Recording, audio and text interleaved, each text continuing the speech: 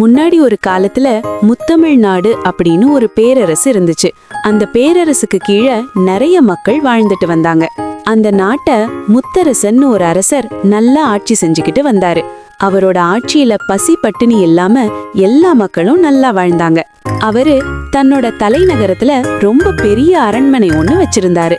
அந்த அரண்மனைக்கு பக்கத்துல இன்னும் ஒரு தென்னந்தோட்டம் வளர்த்தா நல்லா இருக்கும்னு தோணுச்சு அவருக்கு.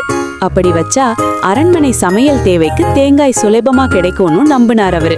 உடனே பக்கத்து நாட்டுல இருந்து புதுசா தென்னங்கன்று கொண்டு வந்து அரண்மனை வெளித்தோட்டத்துல நட்டு வச்சாரு அவரு.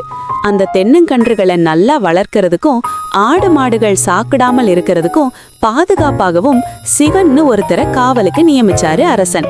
என்னதான் சிவம் நல்லபடியா தென்னை மரத்தை பாத்துக்கிற திறமையோட இருந்தாலும் அவன் ஒரு அடிமுட்டாள்.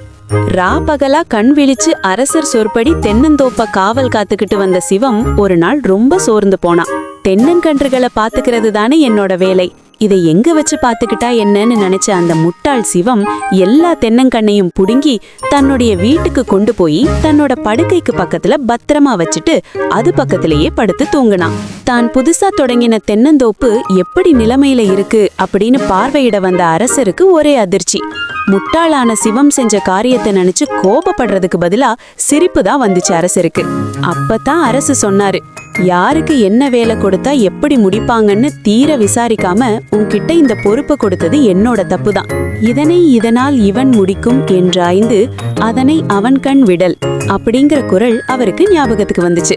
அதுல திருவள்ளுவர் எழுதியிருக்கிற இந்த குரல் படி தன்னைத்தானே திருத்திக்கிட்டு தன்னோட தென்னந்தோப்பை நல்லபடியா பாதுகாக்கிறது யாருன்னு தேடி கண்டுபிடிச்சு அவரை நியமிச்சு தன்னோட தென்னந்தோப்பை நல்லா வளர்த்தாரு அரசர்.